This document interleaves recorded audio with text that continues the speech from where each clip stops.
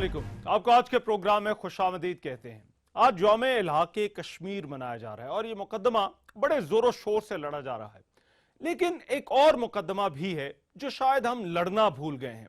ये मुकदमा जूनागढ़ का है और ये वो रियासत थी जिसे पाकिस्तान का हिस्सा बनना था मगर ना बन सकी। जूनागढ़ बड़े सगीर की उन 562 रियासतों में से थी जिन्हें 1947 की तकसीम हिंद के वक्त इख्तियार दिया गया था कि वो चाहें तो पाकिस्तान या भारत का हिस्सा बन जाए या फिर आजाद रहें। इस रियासत ने पाकिस्तान के साथ इलाक़ का फैसला किया मगर फिर भारतीय जारहियत ने यह होने ना दिया। यहां पाकिस्तान के झंडे को उतार कर भारतीय तिरंगा लहराया गया।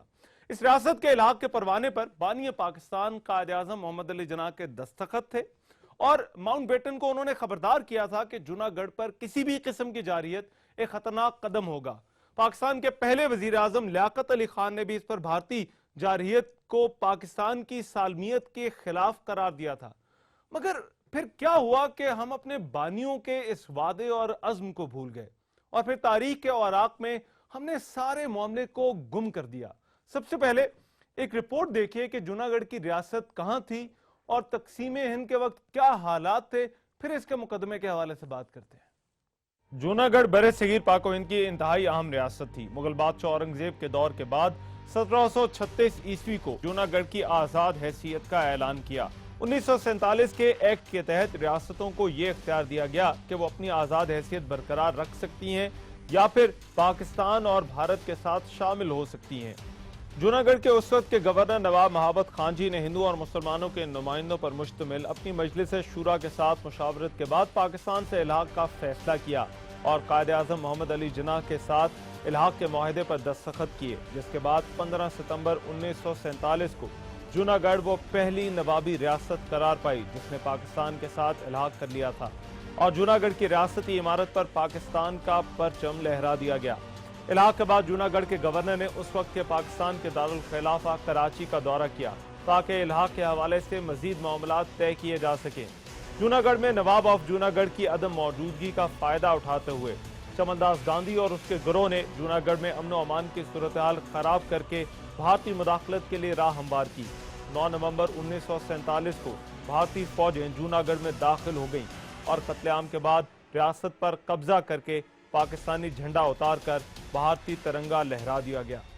जूनागढ़ का मुकदमा है क्या? पहला तो यह कि एक्ट ऑफ इंडिपेंडेंस 3 जून के मंसूबों के फैसलों और पाकिस्तान और जूनागढ़ के दरमियान इल्हाक के मुआहदे की खिलाफ वर्जी की गई है। इसका दूसरा नुक्ता यह है कि तकसीम के वक्त ये जो रियासतें थी इस तरह की, इन रियासतों के इल्हाक के लिए कोई यकसा पॉलिसी नहीं थी और जूनागढ़ के मामले में सिर्फ और सिर्फ भारत को फायदा पहुंचाया गया है। तीसरा नुक्ता यह है कि एक नाम नेहाद रेफरेंडम वहां पर कराया गया जिसमें सिर्फ और सिर्फ जो है वो भारत की जेर निगरानी हुआ और जूनागढ़ की कानूनी पोजीशन जो है और उसके हकदारों से जो फैसले का इख्तियार है उसे छीना गया।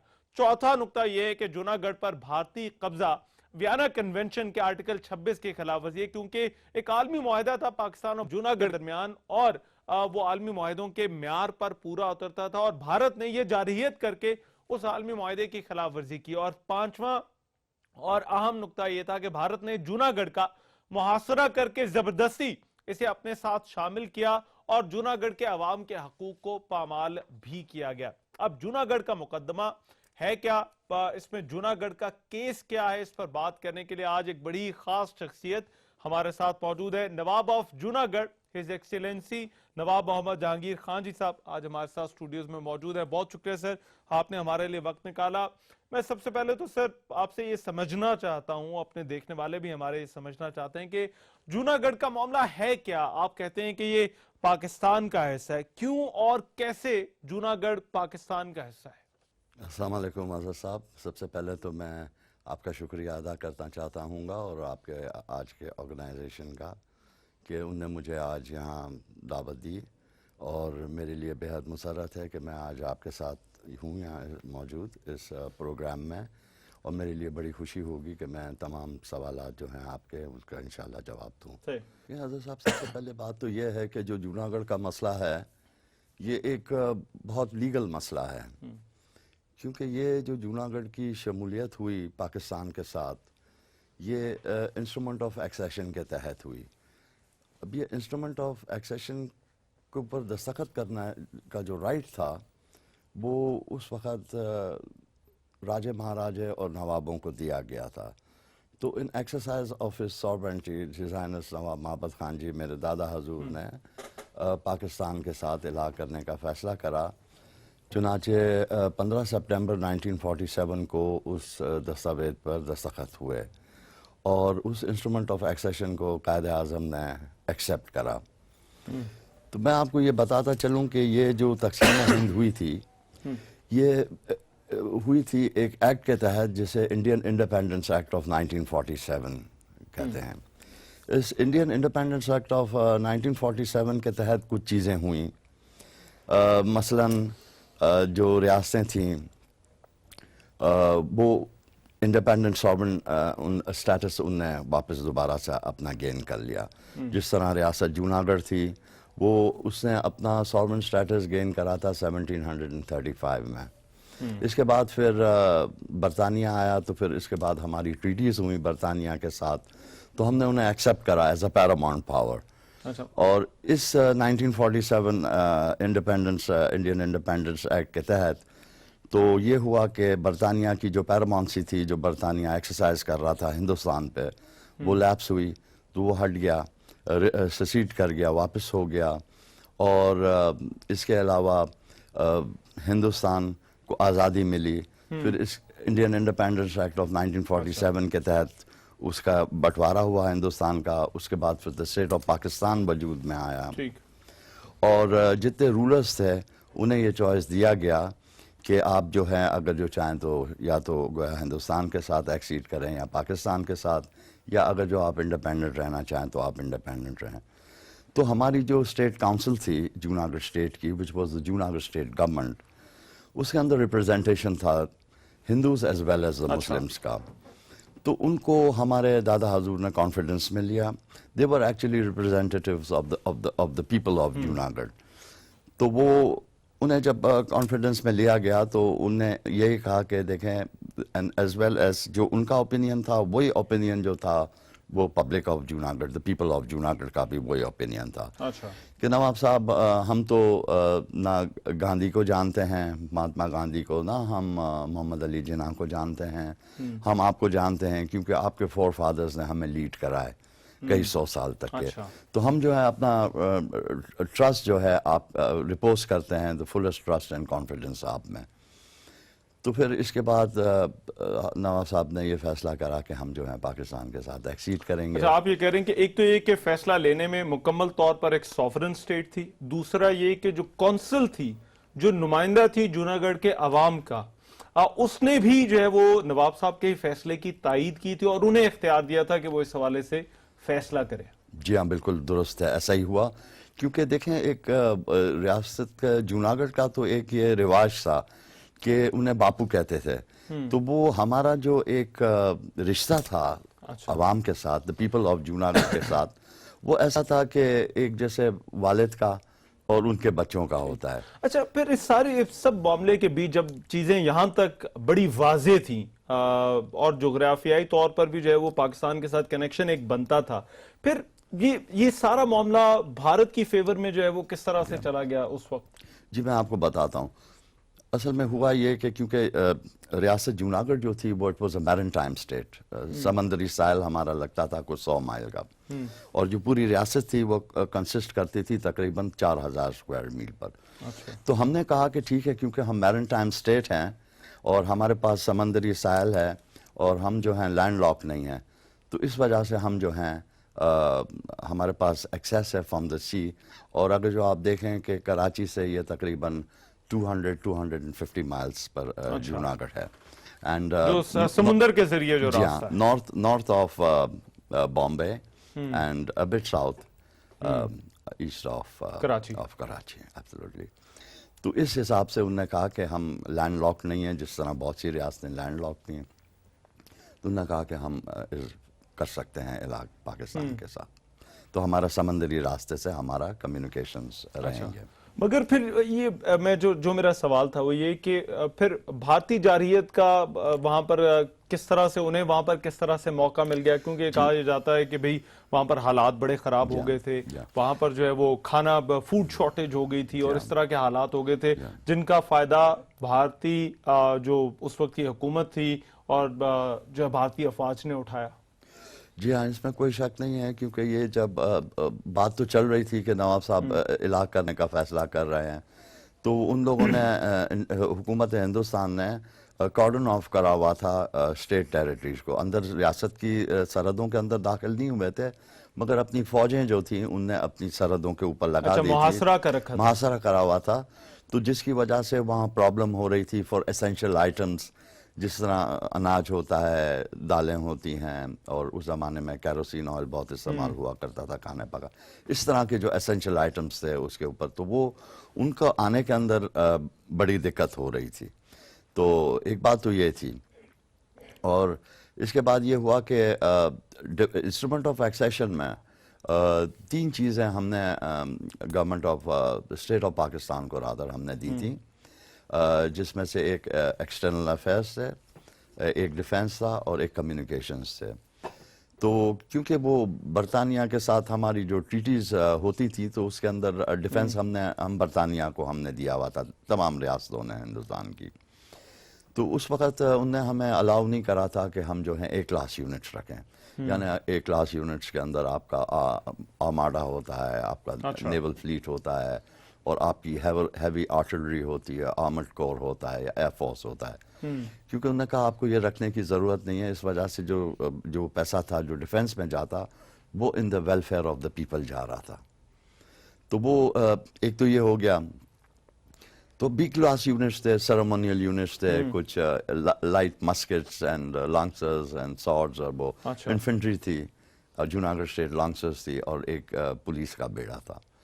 تو of course we were no match with the Indian army, because وہ تو جب داخل ہوئے ہیں وہاں جوناگڑھ کے اندر، انہوں نے قبضہ لیا ہے، تو they came with one armed division, تو یہ تھا۔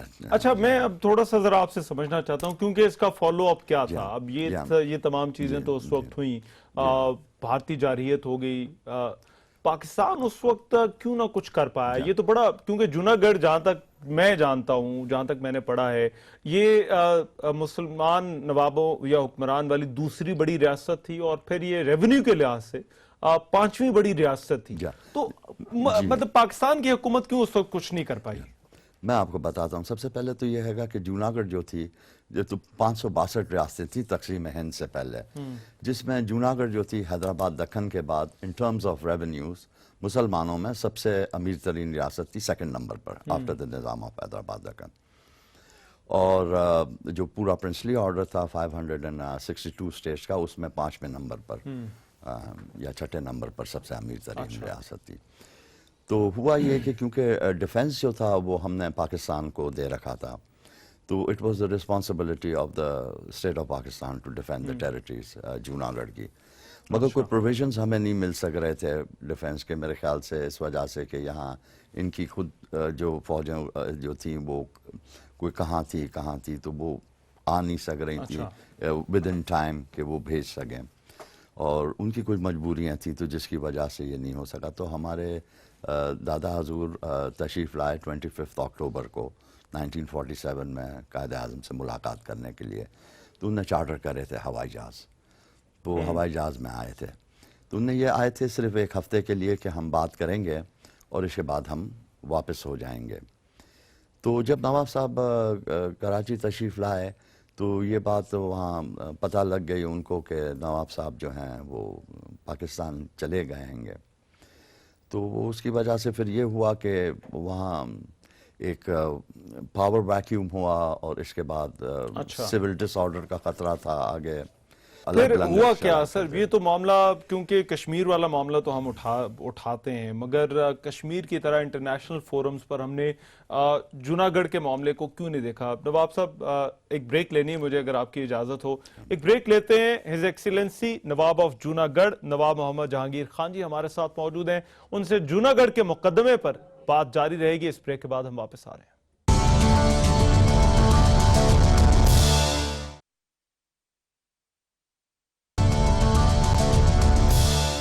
ब्रेक के बाद प्रोग्राम में एक मरतबा फिर से खुशामदीद। जूनागढ़ का मुकदमा और इस मुकदमे पर बात हमारी हो रही है। हमारी आज की खुसूसी नशिस्त है नवाब ऑफ जूनागढ़ हिज एक्सीलेंसी नवाब मोहम्मद जहांगीर खान जी हमारे साथ आज स्टूडियोज में मौजूद हैं।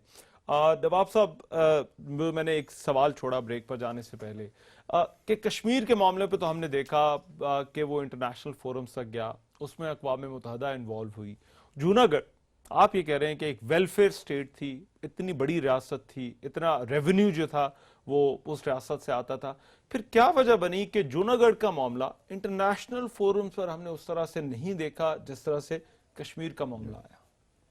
असल में देखें, बात यह भी है कि जो फॉरेन अफेयर्स जो था हमने पाकिस्तान को हैंड ओवर करा हुआ था, तो तमाम मामला जो हैं फॉरेन अफेयर्स के हवाले से, तो it becomes the obligation and the responsibility हुकूमत पाकिस्तान की कि वो उन्हें देखें। तो वो नहीं हो सका। हालांकि मैं अब देखें, मैं एक शख्स हूँ अकेला जो जूनागढ़ के मसले को लेके चल रहा हूँ, और आज से नहीं, मैं काफ़ी अरसे से लेके चल रहा हूँ, सालों हो गएंगे इसमें। अच्छा। And the people of Junagadh support me, the people of Pakistan also, some people of Pakistan support me. मगर यह है कि गवर्नमेंट की सतह पर जैसा उठना चाहिए वो नहीं उठा। हुकूमती सतह पर वो सपोर्ट नहीं है इस मामले अब पर। जैसे हज़रत सुल्तान मोहम्मद अली साहब हैं, जो हज़रत सुल्तान बहाऊ रहमतुल्लाह अलैह के खानवादे से हैं, उनके छोटे भाई हैं हज़रत सुल्तान अहमद अली साहब, तो जिनका मुस्लिम इंस्टीट्यूट भी है, वो मुझे हेल्प कर रहे हैं बहुत इस मसले को उठाने में, और मेरा बड़ा साथ दिया है। मैं उनका बहुत शुक्रगुजार हूँ, और तमाम दूसरे लोग जिनने मेरा साथ दिया है, मैं उनका भी बहुत दिल से शुक्रगुजार हूं। जो चले ये उस वक्त तो हमने ये आपने भी बताया कि उस वक्त हालात ऐसे नहीं थे, डिफेंस जो था वो पाकिस्तान के पास था, पाकिस्तान एक कमज़ोर रियासत थी, जो है वो उस वक्त कश्मीर के मामले पर जंग भी हुई, शायद उस तरह से एक्शन नहीं ले सके। मगर बाद वाली जो हुकूमतें आई उन्होंने क्यों इस मामले पर जो है वो उस तरह से आवाज़ नहीं उठाई? क्योंकि कानूनी तौर पर अगर देखा जाए तो इस मामले में पाकिस्तान का जो केस था वो बड़ा मजबूत था, और होना ये चाहिए था कि जहां जहां कश्मीर के हवाले से बात होती वहां जूनागढ़ के हवाले से भी बात होती। तो ये बाद वाली जो हुकूमतें जो पिछले जो 70 साल गुजरे तकरीबन, इनमें जो है वो इस मामले पर उस तरह से बात क्यों नहीं हो सकी? जी हाँ, बिल्कुल। देखें, सबसे पहले तो ये हैगा कि जूनागढ़ का जो मसला है, that is the second issue after the Kashmir. बड़ा मसला है वो कश्मीर का मसला है, और उसके साथ उसके बाद अगर जो कोई दूसरा बड़ा मसला है तो वो जूनागढ़ का है। और इसमें कोई शक नहीं है कि जो केस है वो यूनाइटेड नेशंस में है आज भी, एंड इट्स ओपन केस। और ये हैगा कि इसके अंदर जो है मेरे ख्याल से सम पॉलिसीज़ होंगी कुछ गवर्नमेंट ऑफ पाकिस्तान की, जिसकी वजह से ये जूनागढ़ को, मगर मैं समझता हूँ कि जूनागढ़ को कम से कम अगर जो इंटरनेशनल फोरम्स के ऊपर नहीं उठाया जा रहा है, तो कम से कम एटलीस्ट डोमेस्टिकली, नेशनली उसे तो जिंदा रखना, लोगों को पता होना चाहिए कि ये होना मामला है चाहिए। क्या। चलें उस पर हम जरा बाद में आते हैं कि क्या किया जाना चाहिए। मगर एक और सवाल, क्योंकि ये भी सामने आया, इस बारे में मैंने पढ़ा कि बहुत सारी आबादी भी थी जो जूनागढ़ से माइग्रेट करके जो है वो यहाँ पर आई थी। आपके दादा तो आए थे, वो यहाँ पर उन्होंने कराची में फिर रिहाइश इख्तियार की, मगर और भी बहुत सारे लोग थे जो साथ आए थे। वो आबादी कहाँ आकर सेटल हुई, कहाँ है वो लोग? जी हाँ, इसमें कोई शक नहीं हैगा। सबसे पहले तो मैं शुरू करता हूँगा कि आप देखें कि हमारी नवाब जब महबत खान जी आए, हमारे दादा हजूर, तो हमारे साथ काफ़ी कम्युनिटीज़ आई जो कि बिज़नेस कम्युनिटीज़ थी, और ये वो कम्युनिटीज़ थी जो पायनियर्स हैं in the industry and economy of Pakistan. अच्छा। ये वो लोग थे जिन्हें इंडस्ट्री को कायम करा, इकोनॉमी को इस्टेब्लिश करा पाकिस्तान की। जितने बड़े बड़े नाम हैं आप देखें तो वो उनका ताल्लुक ना सिर्फ ये, बल्कि पैसा भी वहाँ से उस ज़माने में ट्रांसफ़र हुआ था। इसके अलावा कुछ लोग आए थे, दूसरे भी लोग आए थे, और ये हैगा कि कुछ तकरीबन उसमें 90 जमातें हैं, यानी 90 मुख्तलिफ किस्म की कौमें हैं, क्योंकि जूनागढ़ माइंड यू एक बहुत पॉपुलर स्टेट था, तो हमारे यहाँ हर किस्म के लोग थे, हिंदुस्तान अच्छा, बड़े से भी, मुतमव्वल लोग अरब से थे। भी, तुर्क से भी, अच्छा। हबश से भी। तो इस तरह it was a very very popular state. तो आज वो लोग कराची में हैं, उनके अपने अपने जमात खाने हैं, उनके अपने ऑर्गेनाइजेशंस हैं, और उनके अपने इंटरनल इलेक्शंस होते हैं, उनका they are running as organization for the welfare of the people of June। और इंस्ट्रूमेंट ऑफ एक्सेशन के हवाले से अब जरा मैं चाहता हूँ जरा थोड़ी सी बात करें, क्योंकि सबसे ज्यादा इस मुकदमे में जो है वो اسی جو الحاق کا معاہدہ تھا اس حوالے سے بات کی جاتی ہے. یہ تو ایک باقاعدہ لکھت پڑھت کے ساتھ جو ہے یہ ایک بین الاقوامی معاہدہ تھا جوناگڑھ اور حکومت پاکستان کے درمیان، جو کہ کسی بھی بین الاقوامی معاہدے پر پورا اترتا تھا. تو اس کا مطلب ہے یہ معاہدہ ابھی بھی لیگل ہے، ویلڈ ہے. جی بالکل، اس میں کوئی شک نہیں ہے، بالکل. تو جوناگڑھ کا جو کلیم ہے وہ، اگر آپ یہ کہہ رہے ہیں کہ جوناگڑھ ابھی بھی جو ہے وہ پاکستان کا حصہ ہے، کیونکہ آپ کے دادا جو اس وقت نواب بہاوت خان جی تھے انہوں نے باقاعدہ طور پر یہ بین الاقوامی معاہدہ کیا تھا کہ یہ اب پاکستان کا حصہ بن چکا ہے. جی ہاں بالکل. انسٹرومنٹ آف ایکسیشن تو یہی ہوتا ہے گا کہ ہم نے ایکسیڈ کرے 3 subjects to the government of to the state of Pakistan. اور اس کے بعد یہ ہوا کہ پھر دوسرے معاہدے بھی ہوئے، جو جیسے یہاں پاکستان کے اندر جو نوابین ہیں جن نے پاکستان کے ساتھ الحاق کرا، پھر ان کے ایڈیشنل انسٹرومنٹس ہوئے، سپلیمنٹری انسٹرومنٹس ہوئے، اور پھر اس کے بعد فائنلی مرجرز ہوئے کہ جس کے تحت ان کی جو زمینیں تھیں وہ پاکستان یونین کا ایک حصہ بن گئی. اچھا، بھارت کی طرف سے نواب صاحب یہ کہا جاتا ہے کہ جغرافیائی طور پر دو پوائنٹ اٹھائے جاتے ہیں جب اگر ہم ان کے کیس کو دیکھتے ہیں. وہ یہ کہتے ہیں کہ ایک تو یہ کہ جغرافیائی طور پر جو ہے یہ کیونکہ اس کے چاروں طرف جو تھا وہ بھارتی علاقے تھے تو اسے بھارت کا حصہ ہونا چاہیے تھا. اور دوسرا آرگومنٹ یہ دیا جاتا ہے کہ 80% آبادی جو تھی وہ جوناگڑھ کی وہ ہندو پاپولیشن تھی، تو بیسڈ آن ریلیجن کی بنیاد پر بھی بھارت کا حصہ بنا. ان دونوں کو آپ کس طرح سے دیکھتے ہیں، کس طرح سے کاؤنٹر کرتے ہیں؟ نہیں، اس میں وہاں ہماری ریاست کے اندر دیکھیں یہ ہوتا تھا کہ کوئی religion was not a concept basically, in the sense کہ ہم وہاں کوئی فرق نہیں کرتے تھے کہ یہ ہندو ہے یا مسلمان ہے. وہ ایک طرح سے انصاف کے تقاضے سے سب سے محبت کا اور انصاف کا وہ ہوتا تھا ایک تعلق، اور وہ سبھی بچے ہوتے تھے نواب صاحب کے. تو یہ تھا. اور دوسرا جو جغرافیائی اعتبار سے کہتے تھے کہ دیکھیں اس میں یہ ہے گا کہ کتنی ریاستیں تھیں ایسی جہاں میجورٹی جو تھی وہ مسلمانوں کی تھی اور جو مہاراجا تھے وہ ہندو تھے. تو وہ جب ان نے ایکسیڈ کرا، جیسے فار انسٹنس کپورتھلا اور دوسری ریاستیں بھی تھیں بہت ساری، تو وہاں تو کوئی ایشو تھا نہیں ایسا. تو جوناگڑھ کے اوپر کیونکہ اگر جو اس میں کوئی شک نہیں ہے کہ پاپولیشن ذرا زیادہ تھا، میجورٹی میں تھا ہندوز کا، مگر وہ ہندو سب خوش تھے. وہ آج بھی یاد کرتے ہیں نواب بہاوت خان جی کو. آج بھی ان نے جو کرا، جو بھی لینڈ مارکس اور جو ان نے، because it was a concept of a total welfare state. آپ دیکھیں کہ وہاں ایجوکیشن فری تھا، میں آپ کو بتاؤں، right from the beginning to the highest levels. اس کے بعد جو بچے ہوتے تھے انہیں کھانا دیا جاتا تھا، انہیں انکریج کرا جاتا تھا ایجوکیشن کی طرف. انہیں بورڈنگ، لاڈجنگ، کپڑا، بکس، ایون ان کو ایک پاکٹ منی ملتی تھی اف دے ور اسٹوڈنٹس. اور نہ تو صرف یہ بلکہ ان ہیلتھ کیئر میں آپ دیکھیں تو میڈیسنس اینڈ ہاسپٹلائزیشنز، ایکسپریس رسپانسبلٹی مکمل طور پر ایک ویلفیئر اسٹیٹ تھی جوناگڑھ جو ہے وہ. اور اس کے علاوہ کوئی شخص ہماری ریاست میں بھوکا نہیں سو سکتا تھا. وہ ولابھ بھائی پٹیل کا ایک بیان میں دیکھ رہا تھا، انہوں نے کہا، اور ان کا بڑا اہم کردار ہے ان کا اور لارڈ ماؤنٹ بیٹن کا.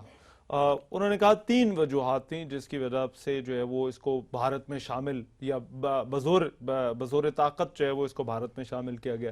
ایک جوناگڑھ کا فائنینشیل کولیپس تھا، دوسرا جوناگڑھ کے عوام کی طرف سے انویٹیشن تھی، دعوت تھی، اور تیسرا وہ جس ریفرینڈم کا وہ ذکر کرتے ہیں.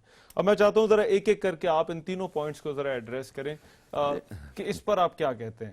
نہیں، میرے خیال سے ایسی کوئی بات نہیں تھی. یہ تینوں چیزیں جو ہیں فائنینشلی بھی جو ہے وہ مالی طور پر جو ہے وہ مستحکم تھی ریاست. جی ہاں بالکل، بہت زیادہ امیر ترین ریاست تھی، لوگ خوشحال تھے، ایسی کوئی بات نہیں تھی. اور یہ جہاں تک ریفرینڈم کا تعلق ہے تو آپ دیکھیں کہ یہ لیاقت علی خان نے بھی وہ سٹانس لیا جو کہ آج تک کے پاکستان، دا اسٹیٹ آف پاکستان اسی کے اوپر قائم ہے. وہ یہ کہتے ہیں کہ، اور اس میں کوئی شک نہیں ہے کہ اگر جو آپ قانونی نقطے سے اور انصاف کی نگاہوں میں بھی دیکھیں آپ تو جو جوناگڑھ تھا اس کو تو بالکل یہ نواب آف جوناگڑھ کا وہ ہوتا، اپنا اسٹیبلشمنٹ ہوتا پورا وہاں، ان کی نوابی ہوتی. नवाब साहब वहाँ बैठे हुए होते और उसके बाद होना हाँ, चाहिए, उसके बाद उसके होना, जो मौजूद में रेफरेंडम होना जो चाहता। था। अब नवाब साहब यहाँ आ गए और वहाँ एक स्टेट, फिर जाहिर है देयर वाज अ chaos, और ना पाकिस्तान का अनस्टेबिलिटी कोई थी। नुमाइंदा जो है वो वहाँ पर मौजूद बिल्कुल था। देखें एक अनस्टेबिलिटी थी स्टेट के अंदर, और इसके बाद फिर उसके अंदर उस हालात के अंदर तो वो तो फिर कोई भी इंसान करवा ले तो कुछ भी हो सकता है, मगर अगर जो नवाब साहब वहाँ मौजूद होते तो वहाँ करवाते, तो ठीक फिर आप उसका रिजल्ट भी देखते। नवाब साहब, अब अगला जो अहम सवाल है वो ये कि इस मामले पर किया क्या जा सकता है, और मैं चाहूंगा जरा इस पे हम जरा अपनी डिस्कशन करें। एक ब्रेक मुझे लेनी है। नवाब ऑफ जूनागढ़ हिज एक्सीलेंसी नवाब मोहम्मद जहांगीर खान जी हमारे साथ आज प्रोग्राम में शरीक है, उनसे गुफ्तगू जारी रहेगी। इस ब्रेक के बाद हम वापस आ रहे हैं। ब्रेक के बाद प्रोग्राम में एक मरतबा फिर से खुशामदीद, और बात हो रही है जूनागढ़ के मुकदमे पर, और his excellency Nawab of Junagadh Nawab Mohammad Jahangir Khan ji हमारे साथ मौजूद है। और ब्रेक पर जाने से पहले जिस तरह से हमने बात की कि जूनागढ़ के नवाब और हुकूमत पाकिस्तान के दरमियान जो होने वाला मुआहदा था, ये एक बैन अल-अक़वामी मुआहदा था, और इसे आलमी कवानीन के म्यार पर अगर परखा जाए तो ये दो रियासतों के दरमियान एक मुआहदा था, तहरीरी शक्ल में था और मुरवजा आलमी कवानीन के मुताबिक था। कायद आज़म मोहम्मद अली जिन्ना और नवाब ऑफ जूनागढ़ के दस्तखत भी इस पर मौजूद थे, इसलिए कानूनी तौर पर यह मुआहदा आज भी बरकरार होना चाहिए, और इसी वजह से जूनागढ़ कानूनी तौर पर पाकिस्तान का हिस्सा है। बात हो रही है नवाब साहब, एक चीज जो मैं आपसे पूछना चाहता हूं, अब ये तो मुआहदा आज भी बरकरार है, मगर आपका स्टेटस क्या है, आपका अपना स्टेटस इस वक्त क्या है?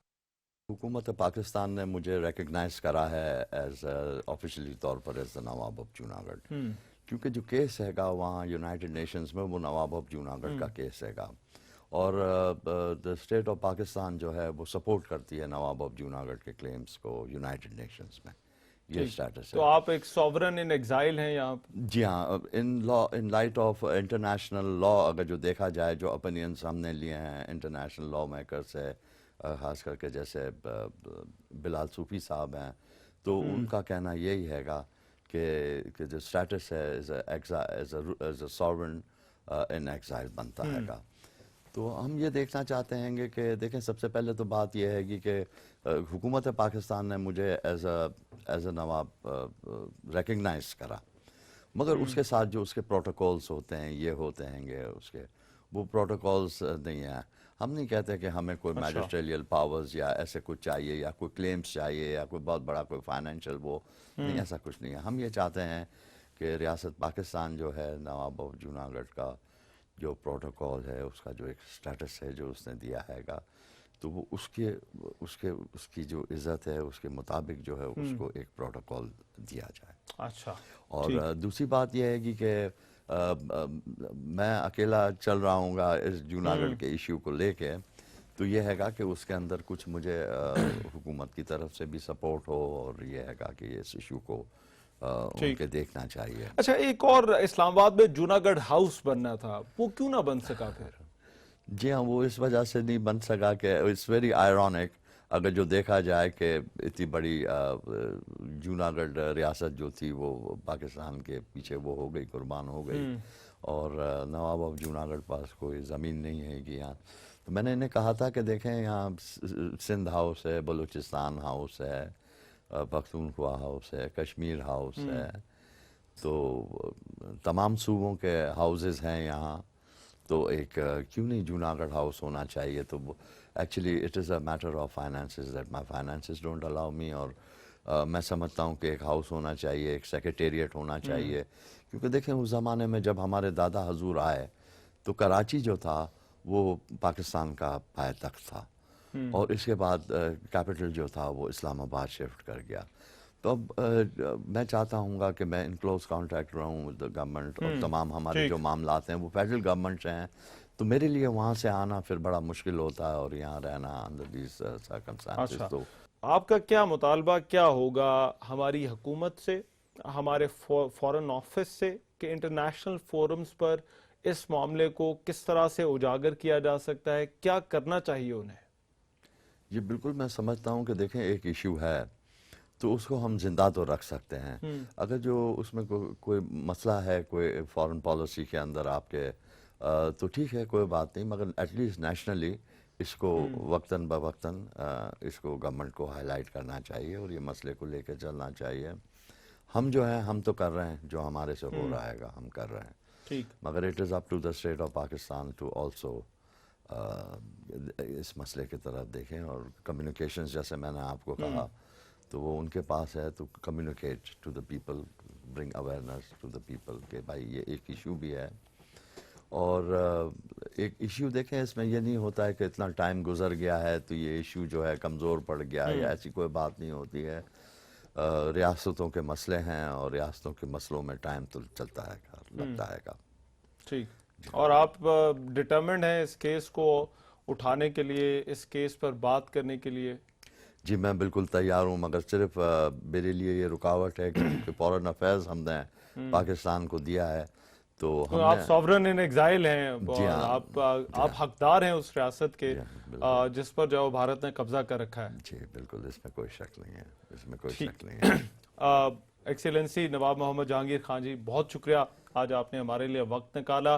نواب آف جونا گڑھ کے مقدمے پر ہم بات کر رہے تھے, ان کی گفتگو آپ نے سنی, اور میرا خیال ہے میں جاتے جاتے صرف ایک چیز کہنا چاہوں گا کہ خطرناک بات یہ ہے کہ جونا گڑھ کا یہ مقدمہ ہم خود اپنی تاریخ میں گم کر رہے ہیں, کیونکہ ہم اس پر بات نہیں کرتے, ہم اس کے بارے میں لکھنا پڑھنا بھول گئے ہیں, اور قوموں کی جو سالمیت ہے اور ان کی جو حمیت ہوتی ہے اس کے اندر ان چیزوں کی بڑی اہمیت ہوتی ہے, اور یہاں پر ہم اپنی حمیت سے بھی اپنی سالمیت سے بھی خود ہی دستبردار دکھائی دیتے ہیں. اگر چین ہانگ کانگ پر اپنا مقدمہ 100 سال تک لڑ سکتا ہے اور پھر اس پہ شامل کر سکتا ہے, تو ہم کیوں جونا گڑھ کو بھلا دیں؟ ہونا کیا چاہیے؟ پاکستان کو چاہیے کہ وہ جونا گڑھ کا جو معاملہ ہے وہ بین الاقوامی فورمز پر, خاص طور پر اقوام متحدہ میں اٹھائے.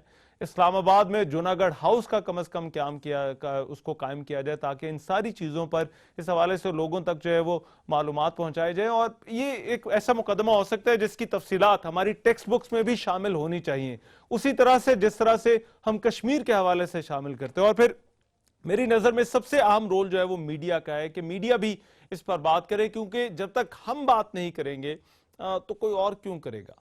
آج کے پروگرام سے اتنا ہی. میزبان رحمان سے کوئی اجازت دیجیے. اللہ نگہبان.